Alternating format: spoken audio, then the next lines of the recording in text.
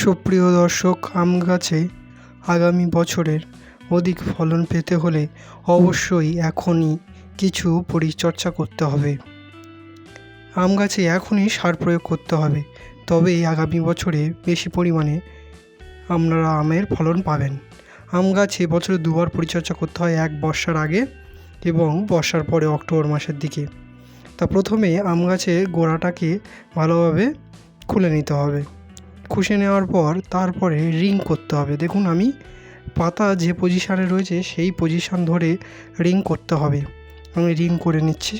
ঠিক এই রকমভাবে আপনারা রিং করে নেবেন।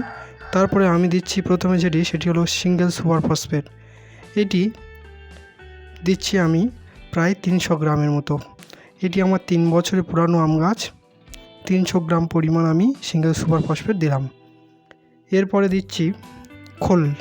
এই খোলের গুঁড়ো ও 300 গ্রাম পরিমাণ আমি গাছের গোড়ায় দিলাম।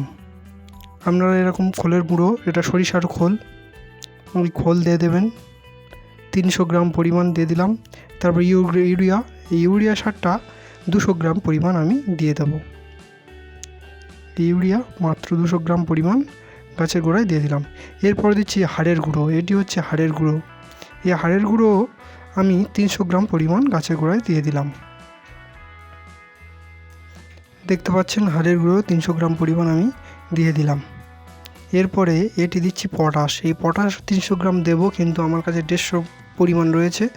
আমি এই 150 পরিমাণ পটাশ গাছের গোড়ায় দিয়ে দিলাম। আপনারাও 150 পরিমাণ পটাশ দিয়ে দেবেন। 300 দিতে পারলে সবথেকে ভালো হতো। এরপর দিচ্ছি জিঙ্ক সালফেট।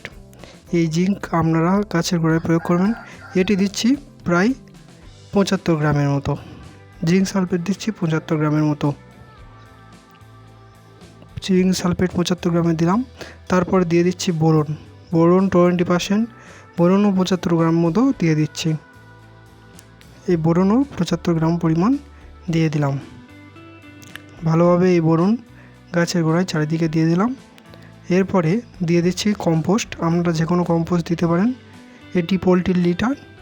এটি আমি প্রায় 2 কেজি পরিমাণ দিয়ে দিলাম। আমরা 4 কেজি 5 কেজি এটি দিতে পারেন, কোনো অসুবিধা নেই। এরপর গোড়ার মাটি টেনে দিতে হবে। দর্শক, আজ এই পর্যন্ত। দেখা হচ্ছে পরের ভিডিওতে। ভিডিওটি যদি ভালো লাগে লাইক, শেয়ার, কমেন্ট করতে ভুলবেন না। আর সাবস্ক্রাইব করে পাশে থাকবেন। নমস্কার।